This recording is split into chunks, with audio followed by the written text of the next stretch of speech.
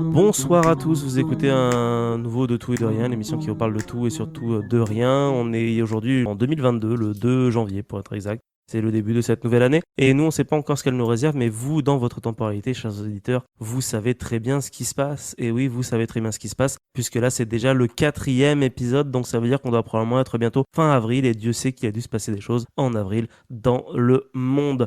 Et je digresse parce que j'ai ici avec moi deux invités qui sont présents, hein, oui, présents mais non pas physiquement, mais bien mentalement avec nous. Je vais bien sûr parler de Raphaël et de Ismène. Comment est-ce que vous allez tous les deux ? Ça va, ça va. Oui, ça va, et toi? Eh ben écoute, malgré une petite contamination, ça va. Mais vous l'entendrez, chers auditeurs, à ma gorge que je suis encore un peu enroué. Et sur ce, je pense que Ismène, t'as une question à nous poser, non pas vis-à-vis de contamination, mais vis-à-vis plutôt de lecture, peut-être. Voilà, c'est ça. Enfin, on va parler de lecture et d'antiquité et de science Ok. aussi. Donc, je vais commencer par vous poser une petite question. À votre avis, quelle est la plus ancienne bibliothèque qu'on ait retrouvée entière? Entière ? Oui, entière. Entière? Tu veux dire avec les livres et tout à l'intérieur ? Oui, qu'on n'ait pas retrouvée, en fait, En dispersée, ruine, quoi. D'accord. découpée. Alors, Euh... est-ce que c'est genre tu vois, on cherche loin, mais c'est pas si loin que ça? Ben, c'est assez loin, mais donnez-moi des exemples et je vous donnerai bientôt la bonne réponse. De toute façon, je ne vous Moi, laisserai je pas revenir. dirais la bibliothèque de Vienne. Non, Bon, moi, j'ai c'est aucune plus idée. ancien. J'aurais envie de dire un Alors, truc dans l'Antiquité, mais tout c'est a dans cramé l'Antiquité, généralement. oui. Rhodes? Alors, je vais vous donner un indice. Cette bibliothèque a été conservée grâce à une catastrophe naturelle. Une Ah, catastrophe naturelle. Ah, Pompéi ? Voilà, exact. Enfin, elle n'est pas tout à fait sur Pompéi, elle est à Herculanum. Mais c'est Herculanum. bien D'accord. l'éruption de 79 après Jésus-Christ qui a conservé cette bibliothèque. Je savais pas du Donc, tout, je tu vais vois. à présent vous raconter comment on a retrouvé cette bibliothèque. Ces fouilles ont commencé en 1750, en fait. On a retrouvé dans les environs d'Herculanum une somptueuse villa Ouais. qui, quand on a commencé à la creuser, était pleine de somptueuses statues, 87, en marbre et en bronze. Après avoir découvert toutes ces statues, les excavateurs et les archéologues, qui étaient commandés par Charles de Bourbon de la Maison d'Espagne, parce qu'à l'époque, le royaume de Naples appartenait à la couronne d'Espagne, sont Ouais. tombés sur une pièce remplie de toutes petites bûchettes noires calcinées, des centaines et des centaines. Alors, ils ont commencé malheureusement par en jeter une partie, avant de s'apercevoir que toutes ces petites bûches étaient en fait des papyrus, puisqu'il y avait un trou au centre, par lequel on fait passer le morceau de bois qui sert à dérouler ces Ouais. petits rouleaux. Mais il fallait pouvoir les lire, et ça, c'était pas gagné. On a donc fait venir en 1753 un miniaturiste du Vatican, l'abbé Piaggio, qui a créé une machine pour dérouler les papyrus les moins abîmés. C'était en fait, on commençait par les couper en deux, puis à les faire Ouais. tremper dans une solution, et ensuite les suspendre dans cette machine qui avait un petit système de poulies pour les dérouler petit à petit.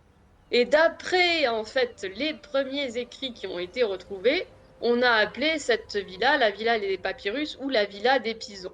Alors les Pisons, c'est une très puissante famille romaine. Ouais. Calpurnia Pison était la troisième et dernière épouse de Jules César, et son père, Lucius Calpurnius Pison Caesoninus, était un protecteur des arts, un mécène très riche et très influent politiquement. Donc on suppose que cette villa était la sienne, parce que notamment il y avait beaucoup d'écrits de son philosophe attitré Philodème de Gadara, qui était un philosophe de l'école épicurienne et qui avait encore plein d'écrits d'épicuriens comme Épicure, Lucrèce, donc des exemplaires du De Natura Rerum. Mais malheureusement, on n'a pu jusqu'à présent ouvrir qu'une petite partie des rouleaux, ceux qui étaient les moins abîmés. Au cours du 19e siècle, on a essayé à peu près tout ce qu'il fallait pour ouvrir et déchiffrer les rouleaux, mais ça a abouti à un massacre de papyrus, parce que beaucoup étaient tellement abîmés qu'ils sont tombés en miettes quand on a essayé de les ouvrir, ou alors Ouais. ils étaient déchirés ou illisibles aussi, parce que tout ça était calciné, bien sûr. Et aussi qu'il y a eu plein d'événements historiques qui ont bouleversé la donne. Par exemple, l'abbé Piaggio avait fait un très gros travail de classification de ce qu'il avait déjà ouvert, mais pendant la Ouais. conquête napoléonienne, en fait, le successeur de Charles de Bourbon, Ferdinand IV, a dû fuir à Palerme en emportant avec lui cette collection, qui a été bien mélangée et qui n'a toujours pas été remise en ordre. Enfin, il y a des paléographes qui sont dessus, mais ils n'ont pas fait tout le travail. En plus, il y a des petits rouleaux qui ont été donnés aussi comme cadeau diplomatique. Il y a 6 rouleaux qui ont été donnés à la France en 1802 à Napoléon en Ouais. cadeau de paix et qui sont à présent à l'Institut de France. En 1810, ça a été au roi George IV en Angleterre qui en a fait le cadeau de 18 rouleaux. Il se trouve aujourd'hui à la Bodleian Library à Oxford et à la British Library à Londres. Et ils sont très précieusement conservés. Il faut savoir que la plupart des rouleaux se trouvent bien entendu à Naples, à la Bibliothèque nationale de Naples et au Musée national d'archéologie de Naples.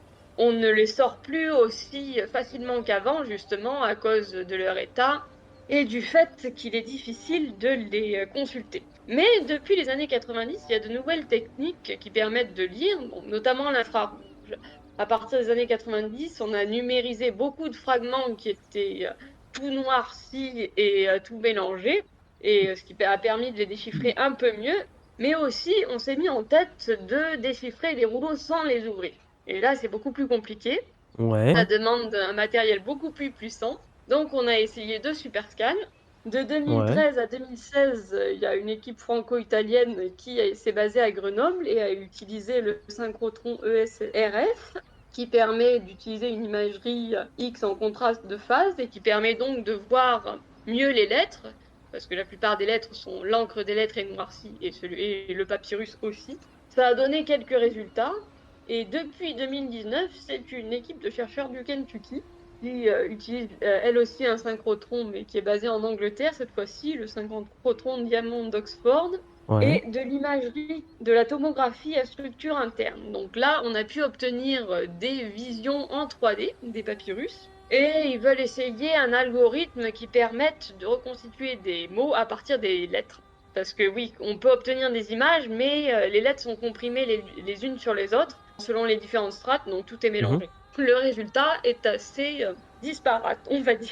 On sait Ouais. qu'on a affaire à une bibliothèque épicurienne, on sait que c'est probablement la bibliothèque de Philodème de Gadara, donc le philosophe protégé des pisons.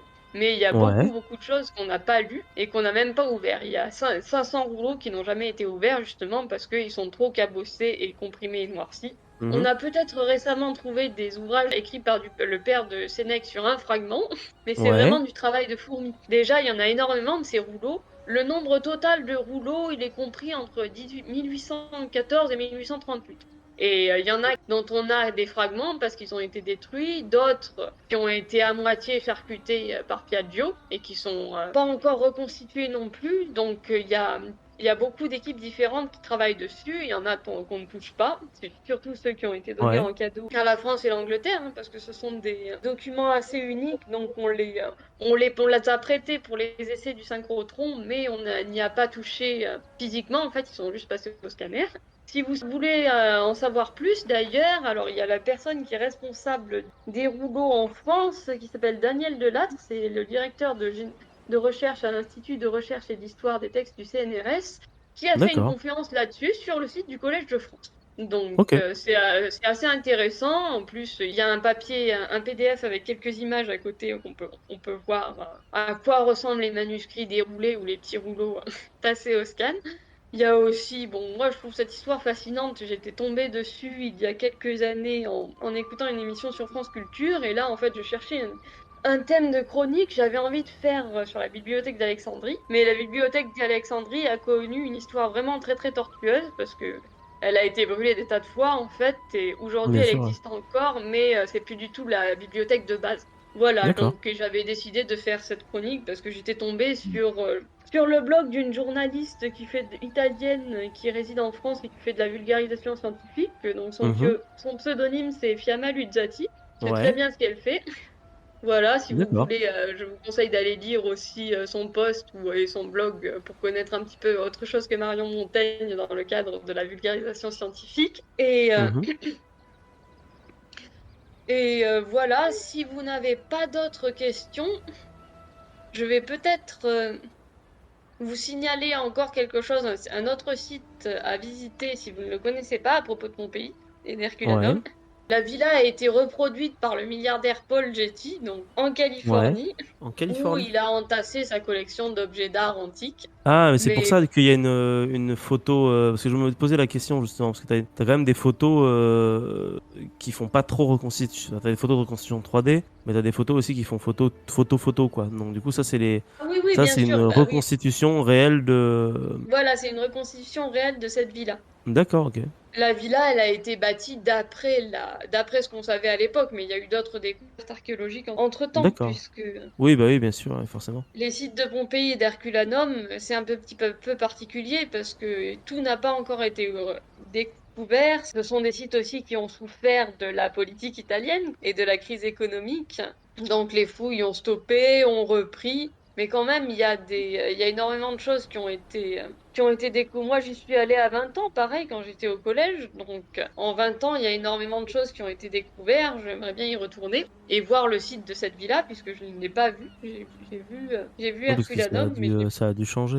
Mais moi, alors, je sais pas si c'est ça que j'ai vu, mais quand je vois les photos, j'ai un souvenir effectivement de gros murs où il y avait rien. Parce que là, je vois des photos de ça, comme s'il y avait un énorme mur et pas grand-chose à l'intérieur. Et j'ai un souvenir de ça, moi, sur Herculanum. Alors après, je devais avoir 12 ans, Oui, donc bah oui, c'est c'était il y a l'âge de... plus de 20 ans. C'était il y a, je sais plus. Non, il y a longtemps, quoi. Ok, bah, en tout cas, tu vois, tu m'aurais dit que c'était Herculanum, la plus ancienne bibliothèque jamais retrouvée.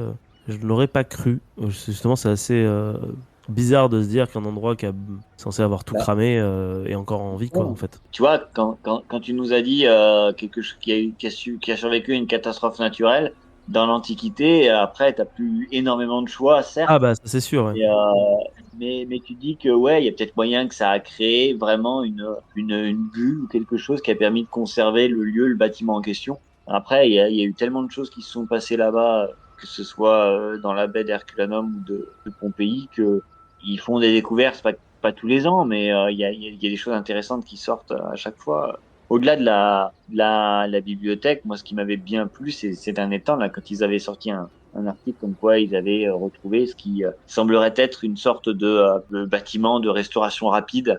Ouais. Je sais pas si Un ça te dit quelque thermopolium. chose. Voilà, c'est ça. J'avais plus le terme. Et donc, c'est des choses qu'on a l'impression que finalement, c'est qu'on est inventé là, il y a pas si longtemps que ça, sur l'échelle du temps. Mais que bah, des gens, on avait Ouais. réalisé il y a des centaines, puis là, en l'occurrence, il y a près de 2000 ans. Hein. Donc, non, moi, je trouve que c'est intéressant de suivre ça parce que c'est vraiment des sites qui sont figés dans le temps. Alors, après, Oui. à retrouver une bibliothèque comme beaucoup de fois, c'est une question de peau, hein, mais oui, c'est un site qui est intéressant, même si c'est vrai que à cause de la mafia, à cause de la gestion un peu douteuse de certains financements et autres, ça a pris du retard et parfois même des fouilles ont été annulées ou n'ont pas eu lieu. Hein. Oui, bah en fait, il y a d'autres sites de bibliothèques beaucoup plus anciens qui ont été retrouvés aussi, mais qui n'ont pas été aussi bien préservés parce qu'ils n'ont pas été engloutis par la lave. Par exemple, il y a la bibliothèque d'Ashurbanipal qui se trouve en Irak Ouais. et qui date du 7e siècle avant Jésus-Christ. C'est là où on a retrouvé la première version de l'épopée de Gilgamesh qui contenait des tas de Ah oui, bah tablettes oui. en argile. C'est pareil, on a des manuscrits égyptiens et mésopotamiens qui datent des 2e et 3e millénaires avant Jésus-Christ, mais ce sont plus des collections éparpillées, on va dire. Là, c'était vraiment Ouais. une bibliothèque dans une maison, sur place, comme si rien n'avait été touché et que le propriétaire allait revenir. Oui, c'est qu'on a à la fois les ouvrages, mais on a aussi le bâtiment en lui-même et la manière dont sont disposés les ouvrages. Comme tu dis, ouais, c'est comme une sorte de capsule temporelle finalement de ce Voilà. lieu, quoi. D'ailleurs, des capsules temporelles dans la région, il y en a une autre, je ne sais pas si vous en avez entendu parler déjà. En 2001, on a retrouvé un village beaucoup plus ancien que Pompéi qui a subi le même sort. C'est un village de l'âge du bronze ancien qui se trouve à Nola, donc qui a été détruit dans les années 1700 ou 1800 avant Jésus-Christ. Ouais. À Nola, tu dis? Nola, oui, c'est toujours dans la même région. On l'appelle parfois la Pompéi préhistorique, et en fait, on a trouvé 3 maisons et les corps de quelques Ah ouais. personnes qui ont fui, un troupeau de Ok. chèvres et des chiens aussi qui n'ont pas été détachés à temps, donc qui sont morts sur place pendant l'éruption. C'est hyper intéressant Et ça en du coup fait, parce que ah oui, clairement, c'est un site que je voudrais visiter aussi. ah, ils se visitent du coup? Oui, oui, je pense qu'ils se visitent. Bon, après, Parce en que ce c'est pas moment, c'est forcément dit. Ouais, difficile. hein. En ce moment, c'est difficile de savoir ce qui peut se visiter aussi avec le Covid et tout. Il y a... Bon, je sais que la villa des papyrus peut se visiter, mais il faut prendre rendez-vous à l'avance, visiblement. Et puis Ouais. pour les manuscrits, enfin pour les papyrus eux-mêmes, il faut aller au musée archéologique de Naples. Et là, je sais pas si on est autorisé à regarder. C'est trop fragile pour être exposé tel quel. C'est un très beau musée d'ailleurs, le musée archéologique de Naples. Je l'ai fait une fois, mais c'était il y a 15 ans, je crois. Ouais, bah C'était pareil à peu près. magnifiquement. Je crois que c'est un peu le voyage scolaire classique d'aller en Italie quand on fait un peu de enfin d'aller en Italie, d'aller à Naples quand on fait un peu de latin ou de grec ou des trucs comme ça. Oui, bien sûr. Et c'est incroyable qu'on ait parlé d'archéologie gréco-romaine, parce que il se trouve que Raphaël nous a préparé une petite chronique qui va nous parler justement d'un peu tout ça, mais version jeu vidéo. Tout à fait, tout à fait. Je voudrais parler d'un jeu vidéo que bon nombre de personnes qui ont à peu près notre âge, dont nous tairons le nom justement, mais se reconnaissent.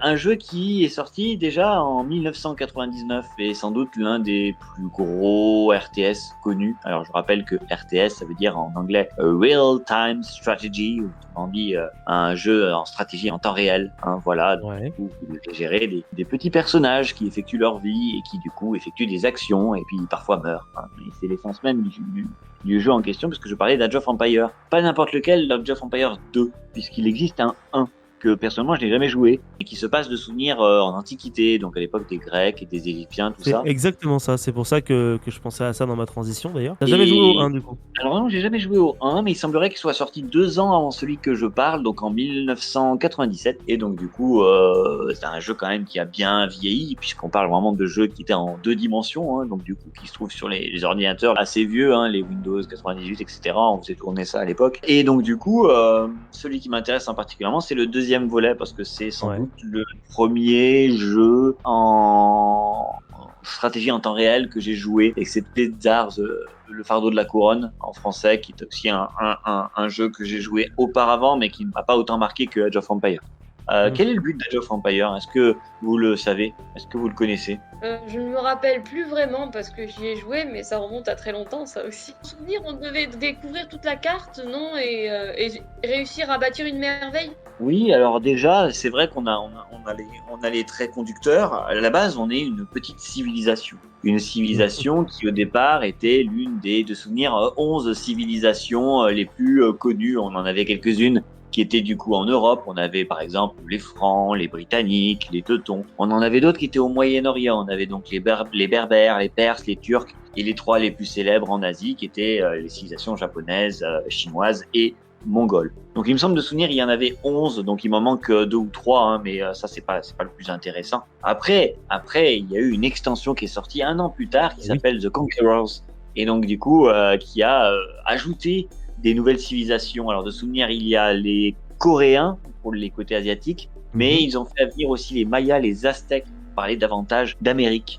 On a aussi les Huns et les Espagnols pour une civilisation européenne. Donc du coup, on commençait à avoir un univers qui s'étoffe un peu. On passe de 11 à 16 civilisations. Et donc du coup, c'est un jeu qui va nous permettre de construire à l'époque médiévale, l'époque fin Antiquité, fin Moyen-Âge, puisqu'on parle quand même de la Rome antique, hein, l'effondrement de Rome. Je crois que c'est ça, hein, vraiment le début d'Age of Empire. Et puis, on peut aller jusque là où commence Age of Empire 3, autrement dit l'âge des colonies. Hein, et donc, du coup, de cette époque qui doit être environ le 16e siècle, hein, de souvenir. Oui, donc, du coup, on a ces civilisations-là qui peuvent être jouées et qui viennent d'Europe, Europe de l'Ouest, de l'Est, Moyen-Orient et Asie, et puis ensuite Amérique. Et donc, le but, c'est avec votre civilisation d'être le dernier survivant d'une bataille dans une carte. Et comme l'a très bien dit Ismen, il fallait explorer la carte pour trouver ses ennemis. On devait construire des maisons pour avoir plus de population. On devait construire des bâtiments militaires, tels que des casernes, des écuries, des archeries pour pouvoir réaliser des unités. Même si à l'époque, quand on était jeune, on ne savait pas vraiment quelle unité on faisait. Par exemple, moi je faisais toujours de la cavalerie parce que c'était quand même classe et puis ça avait l'air d'être fort. Et finalement, aujourd'hui, c'est plus la même chose parce qu'on a appris les différences. Et pourquoi je parle d'aujourd'hui? Est-ce que vous avez une idée pourquoi? Eh bien, parce que Steam, la plateforme qui vous permet notamment de jouer en grande majorité à des jeux en ligne ou jeux tout court sur votre ordinateur, hein, a lancé via le remake du jeu de Microsoft qui est donc du coup Age of Empire Definitive Edition. Alors, entre-temps, on en a eu un autre, un petit remake qui nous a apporté quelques civilisations en plus, parce qu'il faut comprendre que le public avait vraiment envie d'y rejouer, et déjà, une dizaine d'années après, on est sur les coups de souvenirs 2013. On a un premier reboot qui est le reboot à Age of Empires 2 et je me rappelle plus quel est le nom, mais il y avait la particularité d'avoir 2 extensions. Alors vous en avez l'extension qui était celle de l'Asie, qui était quelque chose comme Reign of Rajas, quelque chose comme ça, et puis une en Afrique où on avait des civilisations africaines. Et c'était quand même très sympathique d'avoir cet axe-là puisqu'il était relativement abandonné de la première édition. Et donc déjà, on monte à une vingtaine de civilisations. Et enfin, il y a de ça quelques années, en 2019, eh bien, on a la fameuse Definitive Edition, qui est censée être du coup la définitive, puisque c'est la dernière, donc. Et à travers ce remake-là de 2020, on a quand même des choses intéressantes. On a déjà le graphisme, puisque je crois que pour certains de nos auditeurs et surtout de nos chroniqueurs, on a joué ensemble, je le sais, à ce jeu. Le graphisme est quand même saisissant par rapport à ce qu'on avait, ce qu'on jouait. Je le rappelle, en 99, 2000, 2001, c'est ce qu'on appelle le graphisme 4K. Et ils ont ajouté, en plus de ce African Kingdom et Rise of Rajas, ça y est, je l'ai trouvé, ce qu'on appelle les derniers Khans, une nouvelle extension pour ajouter encore d'autres civilisations telles que les Bulgares, les Coumans, les Lituaniens, les Tatars. Donc on n'est plus sur de l'Europe de l'Est. En fait, on compte au fur et à mesure du temps. On ajoute des civilisations, on en ajoute encore. Et puis finalement, on a 2 nouvelles extensions qui ont été sorties cette année. Une qui s'appelle Lord of the West et qui du coup ouvre le champ à 2 nouvelles civilisations qui sont les Bourguignons et les Siciliens. Donc là, on a parlé de l'Afrique, on a parlé de l'Europe. Et ben, on va parler un peu de ce qui se passe au centre, dans la Méditerranée aussi, notamment avec les Siciliens. Et la dernière extension, qui sera sans doute vraiment véritablement la dernière, il y avait encore un petit trou à combler en Europe, c'est celle de Dawn of the Dukes, qui est sortie le 10 août 2021. Et là, on incarne les Polonais et les Bohémiens. Du coup, des campagnes, la Bohème, c'est ça, du coup, d'Europe centrale. Ce qui fait qu'au final, on est sur 33 civilisations, 33. soit le triple de ce que c'était en 1999. Ah oui, quand Alors, même. il y a un aspect aussi que bon nombre de joueurs ont adoré dans le jeu, au-delà d'affronter l'IA dans des parties simples, c'était l'aspect campagne. Je ne sais pas si beaucoup de personnes s'en souviennent, mais Age of Empires a l'une des réalisations qui est de remplir pas mal de batailles historiques. Et c'est vrai, je vous laisserai aller voir notamment certaines grandes chaînes de vulgarisation comme Nota Bene qui a fait il n'y a pas si longtemps que ça une vidéo sur qu'est-ce que Age of Empires a apporté et surtout est-ce qu'il y avait des prises de liberté historiques par rapport à la description de leurs jeux vidéo. Il y en a quelques-unes, mais c'est des choses aussi qui sont intéressantes à voir. Et donc on a les plus célèbres guerriers qui ont leur campagne ou presque, suivant lesquels pays, quelle civilisation vous allez incarner. Par exemple, pour la très ancienne édition en 99, on parlait des Francs avec la campagne de Jeanne d'Arc. On parlait des Anglais avec celle de William Wallace. On parlait de celle de l'Espagne avec le Cid ou des Teutons avec Barberousse. Ou encore d'Attila le Hun, pour les Huns notamment. On avait aussi, pour tout ce qui est notamment Amérique, Moctezuma. Là, c'était simplement pour faire une campagne et incarner les Aztèques. Donc cet aspect-là de découverte en soi de l'histoire grâce à un jeu vidéo. Je pense que, alors c'était le cas pour ma part, mais c'est peut-être le cas pour beaucoup d'autres, ça m'a amené à davantage m'intéresser à l'histoire puisque tu la vis presque. À travers le jeu vidéo, tu as l'impression de réaliser quelque chose d'historique en maîtrisant une civilisation et en la faisant évoluer jusqu'à, comme le disait Eastman, l'un des buts du jeu est de construire une merveille. Et la construction de la merveille, c'est un peu parapher ta civilisation comme étant la rayonnante jamais, quoi. Voilà.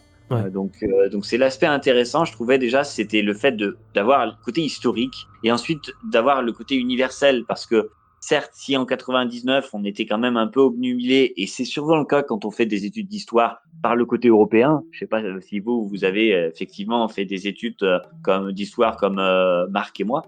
On a beaucoup parlé d'Europe dans nos cours et finalement très très peu de ce qui se passe en Asie, très très peu de ce qui se passe en Afrique. Alors qu'il y a des royaumes africains qui sont somptueux, il y a des royaumes birmans avec Suryavarman Ier qui est aussi une campagne qui à côté de celle de Banyun qui est birman et celle des Khmers qui sont connues aujourd'hui avec les temples d'Angkor. Donc du coup il y a des choses intéressantes et ça a donné davantage de profondeur, je trouve, de goût à l'étude de l'histoire parce que je me souviens aussi, j'avais un prof qui avait justement décidé au lieu de parler du siècle de Louis XIV, parce que finalement, bon, Louis XIV, on en a entendu quand même pas mal parler, on a plutôt parlé du royaume de Suède. Et du coup, ça faisait plaisir de pouvoir, même si on parlait toujours d'Europe, d'excentraliser ceci. Donc, incarner différentes civilisations, de voir certaines unités qui sont en fait des unités des personnes, des unités et qui font partie de ces cultures de civilisation. Moi, je trouvais que c'était intéressant de les maîtriser et de faire évoluer ces civilisations. En sachant que, et c'est toujours quand même un peu marrant, c'est que quand on fait une partie à 2, à 3, à 4 ou même jusqu'à 8 joueurs, puisqu'on pouvait monter jusqu'à 8 joueurs, à 12 avec Age of Mythology, mais ça, ce sera en 2004 de souvenir, donc c'est un peu plus tard dans la chronologie. Et c'est Age of Mythology, c'est un peu un kiff quand même, parce que c'est de la mythologie, comme son nom l'indique. Hein, donc du coup, et des choses historiques, bon, passons. Mais c'est de pouvoir, par exemple, être un Japonais et d'affronter un mec qui est un Aztèque, quoi. Chose qui ne serait absolument pas possible, mais qui donne envie de créer une utopie sur ça, quoi. Je sais pas si vous y avez joué. Je sais que Marc y a joué un peu. Alors X-Men, peut-être que tu t'en rappelles plus. Est-ce qu'il y a peut-être une campagne qui vous avait marqué ou que vous avez adoré faire, quelque chose sur le jeu qui vous a incité à réaliser, je sais pas, une partie qui du coup vous a marqué, quelque chose qui vous a... Honnêtement, ce qui m'a le plus marqué dans le jeu, c'est la musique de Age of Empires 2 que j'ai beaucoup aimé. C'est vrai, ça. Oui. C'était Alors, très immersif, en fait, on avait. Celle du compositeur, c'est Stephen Rippey, qui sera pas le même 20 ans plus tard, mais c'est en fait souvent, et je pense qu'avec Marc on le dit beaucoup, mais dans une autre catégorie qui est en fait les coups critiques, quand on analyse les films qu'on est allé voir ou les séries en question, c'est qu'une partie du film ou de la série et là du jeu vidéo résonne dans ta tête grâce à la musique. Ouais, bien Donc, sûr. il y a le thème principal qui est connu par tout le monde, finalement, et je pense qu'il y a autre chose qui marque, c'est le fait que les unités que tu contrôles te parlent dans la langue en question. Et, oui, j'aimais bien la manière dont il donnait les ordres en grec, notamment. Voilà, on comprenait pas beaucoup finalement, mais c'était recherché parce qu'en soi c'était véritablement les vrais mots, même si on en avait que quelques-uns. Et donc du coup ça rajoutait à l'immersion d'avoir ces unités-là, et même on apprenait les mots en question.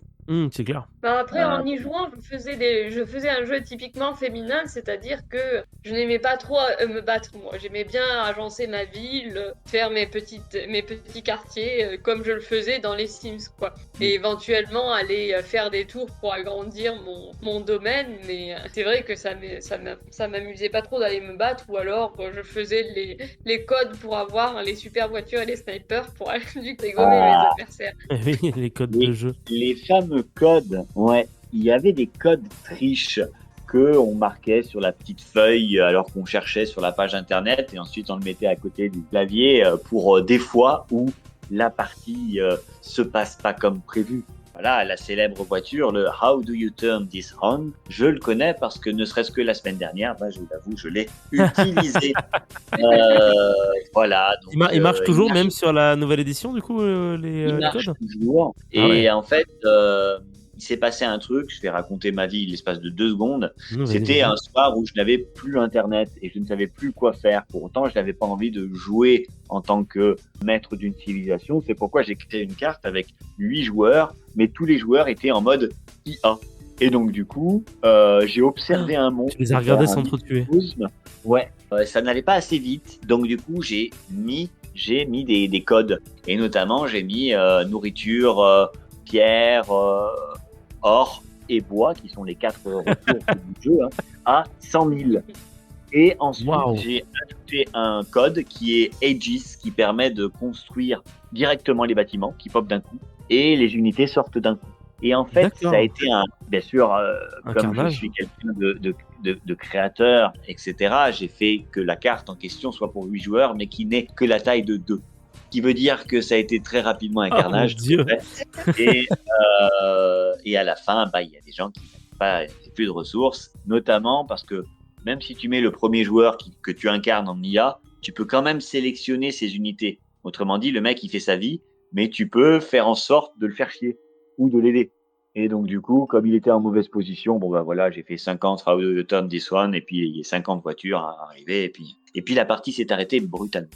Mais c'était un aspect intéressant de Age of Empires. C'est surtout aussi les petits codes pour avoir, par exemple, 10 000 d'or. Il fallait que tu fasses Robin Hood, qui est Robin des Bois Robin des Bois. en français. Si tu devais, par exemple, explorer simplement la carte, mais ne pas voir les ennemis, tu tapais Marco. Et si tu voulais vraiment avoir toute la vision, tu tapais Polo. Donc, il y avait des choses comme ceci, toujours historiques, hein.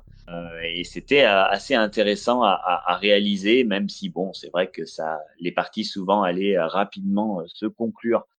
Moi, la principale chose qui m'avait marqué, c'était une option qui s'appelle Nomade, où tu Ah oui, commençais à Nomade, jouer oui. et tu n'as rien, tu choisis où tu t'installes. Et ça mettait encore plus dans cette histoire-là tu commences véritablement le jeu avec rien, comme finalement quasiment à la préhistoire. Et du coup, tu avais véritablement l'impression de partir de rien. Ça, c'est vraiment Alors, chouette. Le mode nomade, il est vraiment cool. C'est vrai que je me permets, hein, tout ce que tu dis, c'est vraiment super, super chouette. Moi, de toute façon, je suis comme Ismen, hein, mais je construisais surtout des maisons pour que ce soit joli, bien agencé, tout parfait, etc. Pas forcément aller combattre. Mais ouais, voilà, Age of Empires, c'est quand même un jeu qui restera gravé dans la mémoire de, je pense, beaucoup, beaucoup, beaucoup de monde. Voilà, sur ce jeu. Je le rends l'antenne. Alors, je voudrais quand même souligner une chose intéressante, c'est que il y a la possibilité de télécharger aussi via des sites les cartes des personnes ou les campagnes des personnes. Ah D'accord? ouais? Trop bien. Ouais. Et il y en a une qui a fait beaucoup parler d'elle parce que elle était difficile et elle ne pouvait pas laisser indifférent. C'est celle de, alors je me rappelle plus le nom. Je te dis un truc n'importe quoi. C'était par Ouais. exemple un truc comme Crow. Le dernier des Néandertaliens. Et en fait, c'était un Néandertal. Et en fait, c'était une carte ultra hostile. Et à la fin, en fait, tu pouvais pas la gagner. Il fallait juste que tu ailles à un endroit. Et à la fin, tu te fais tuer par des sapiens. Parce que bon, on est quand même à une période où on n'a pas les mêmes informations qu'on a aujourd'hui. Et donc, du coup, c'était intéressant de voir véritablement Age of Empires, mais mis à la période de la préhistoire. Le mec, il avait mis des loups partout. Enfin, et très intéressant.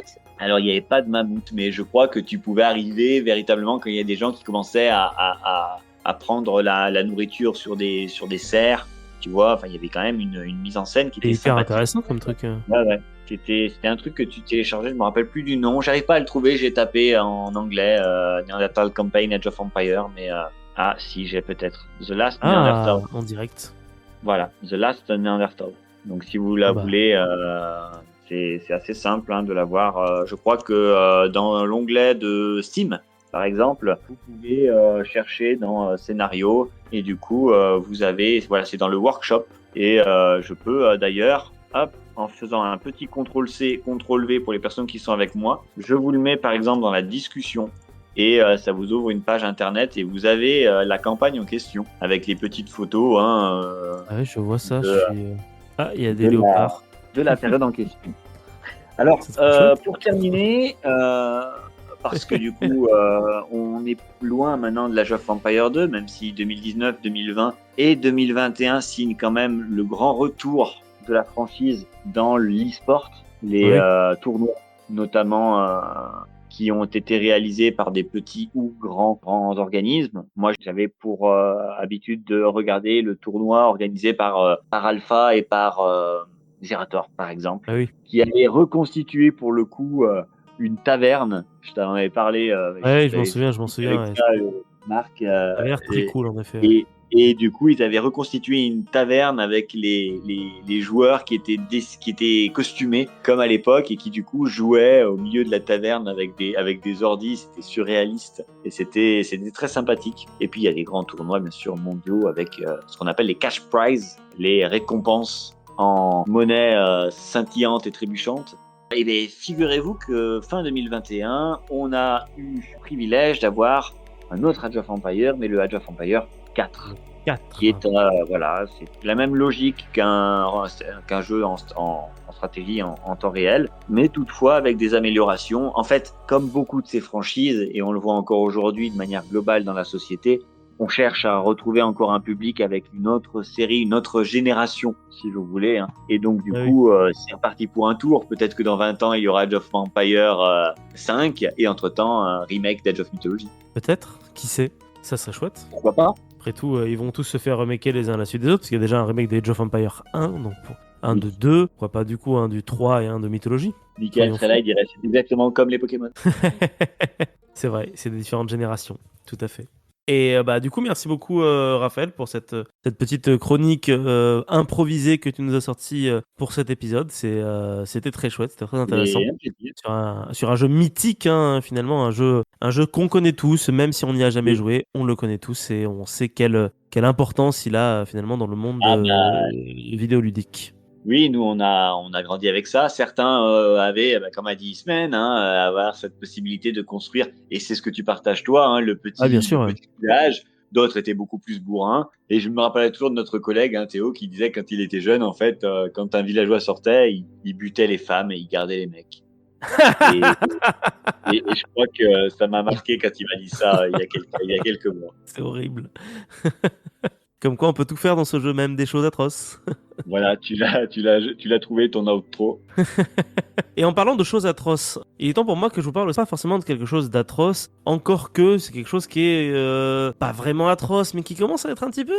bref, vous verrez, vous serez seul juge de tout ça. Alors, je pense que tout le monde le sait, hein, les auditeurs le savent, vous le savez aussi, mais voilà, ça y est, il est temps que je le dise, tout de suite, que je le dise à tout le monde, ça y est, il faut que je le dise maintenant, je suis lyonnais, voilà. Oh. Ouais. Ouais, je suis lyonnais, je l'ai dit en direct. J'ai envie de te dire que c'est pas grave.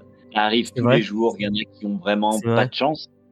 Mais apparemment, on le vit très bien. Donc. On le vit très bien. Ça me touche beaucoup ce que tu me dis, Raph. Parce que oui, voilà, ça y est, je le dis pour vous, chers auditeurs, je viens de la capitale des Gaules, voilà. Alors, je suis pas chauvin, hein, voilà, c'est juste que c'est ma ville. Et même si j'y vis pas depuis 4 ans, j'aime toujours y retourner. Voilà. D'ailleurs, je viens de l'appeler la capitale des Gaules, donc voilà, ça veut dire beaucoup de choses sur moi, ça veut dire beaucoup de choses sur mon statut de Lyonnais. Enfin bref, je vais pas vous faire un descriptif de ce que j'aime bien dans cette ville, ça servirait pas à grand chose, je suis pas là pour ça. Je suis pas là pour vous dire que c'est une des meilleures villes de la Terre. Pardon.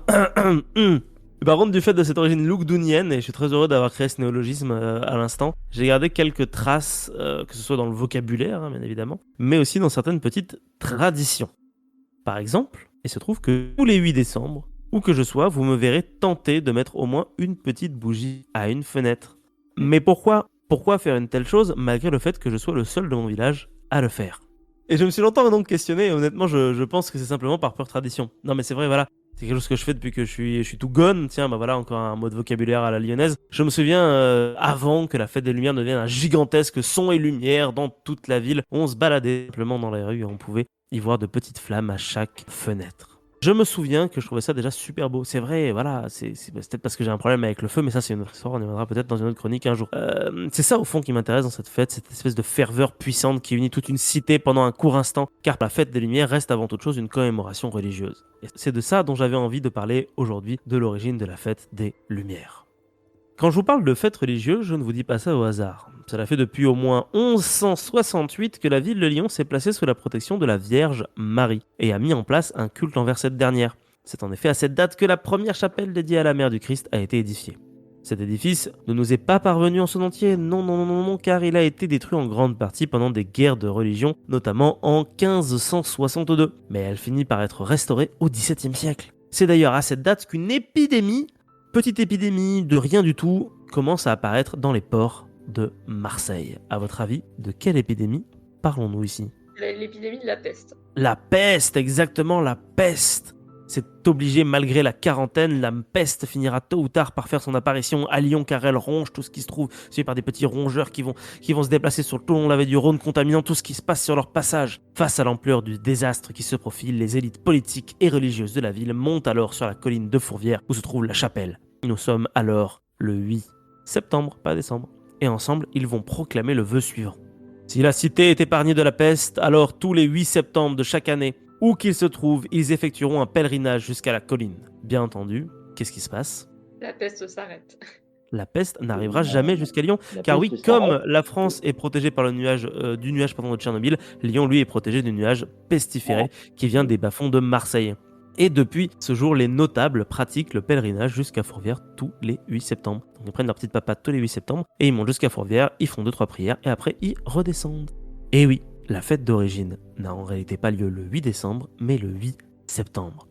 Du coup, qu'est-ce qui se passe ? Eh ben, il va falloir qu'on fasse un bond dans le temps. On va arriver au 19e siècle pour pouvoir avoir une explication rationnelle sur pourquoi, en fait, c'est en septembre et pas en décembre, ou plutôt l'inverse. Alors, je vais reprendre ma respiration, tousser un peu parce que j'ai le Covid. Et en effet, c'est en 1850 que les autorités religieuses de Lyon lancent un grand concours pour la réalisation d'une statue envisagée alors comme un signal religieux au sommet de la colline de Fourvière. C'est le sculpteur Joseph Hugues Fabisch qui réalise cette statue dans son atelier des quais de la Saône. L'inauguration de la statue aura lieu le 8 septembre 1852 pour marquer le coup. Eh oui, le jour même de la date même de ce fameux vœu que les notables ont fait, souvenez-vous, en 1562. Mais le jour J, la Saône, capricieuse rivière affluent du Rhône, entre dans une crue violente, empêchant toute activité d'avoir lieu dans la ville. L'archevêché, en accord avec la commission des laïcs, choisit alors de repousser l'inauguration à la date du 8 décembre. Les jours passent, et passent, et passent, et passent, et pouf, ça y est, on est début décembre.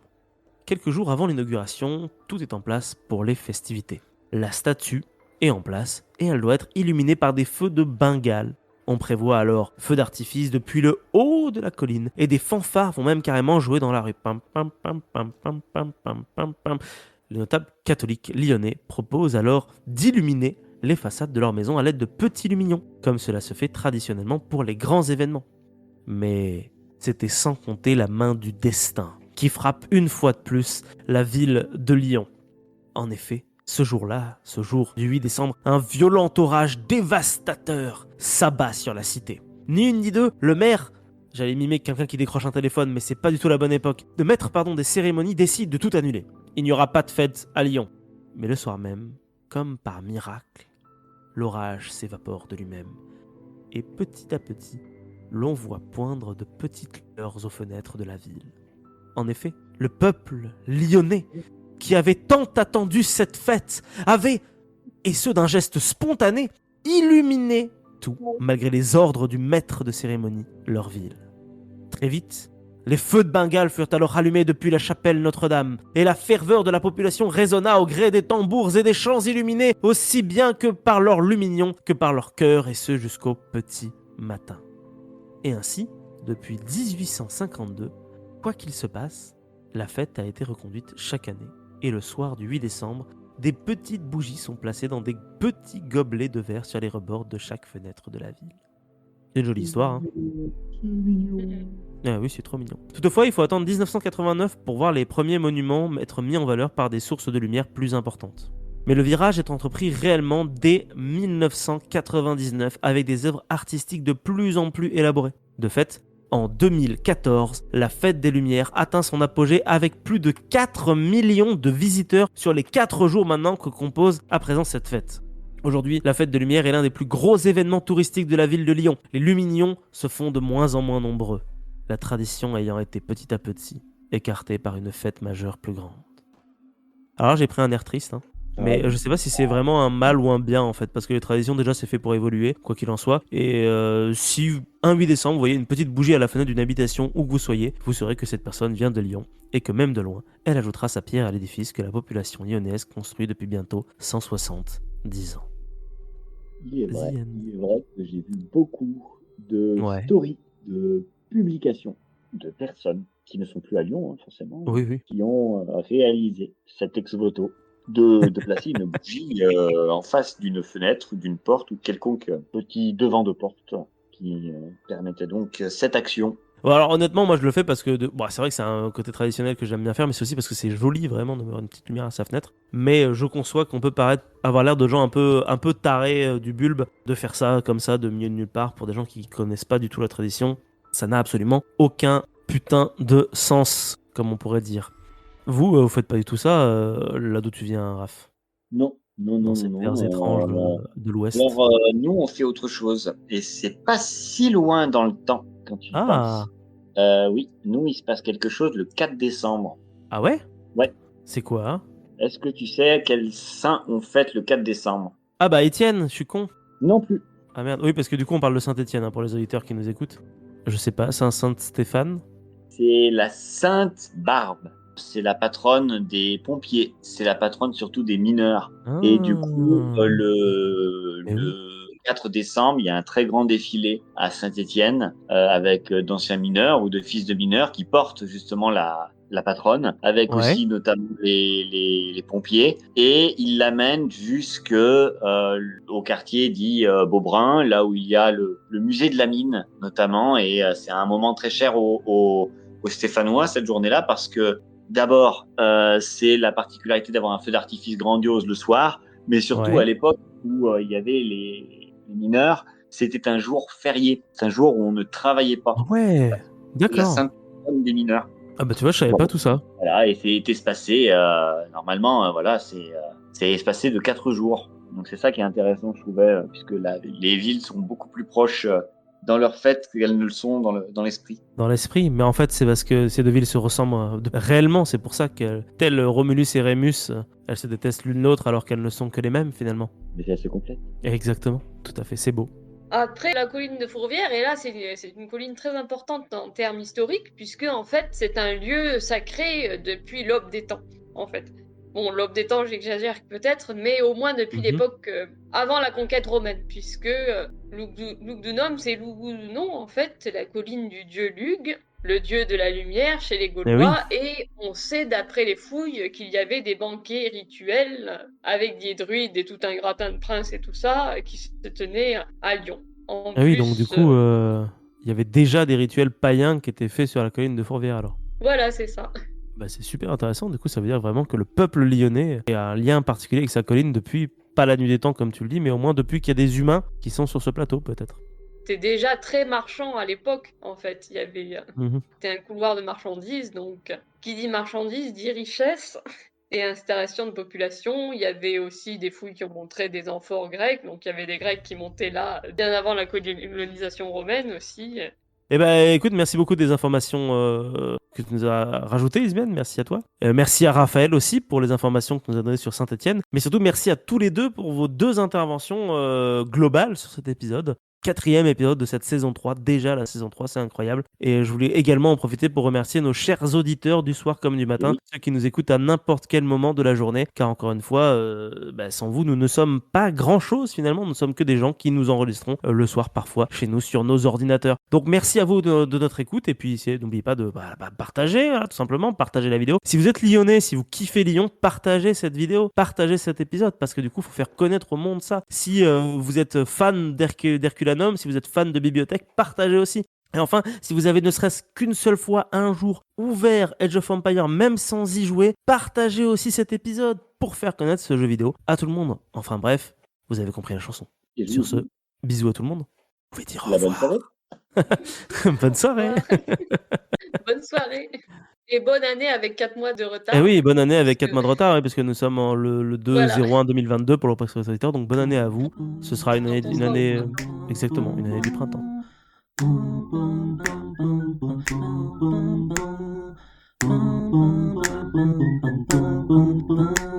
Raph, tu as le temps de réfléchir à un truc entre temps ou pas?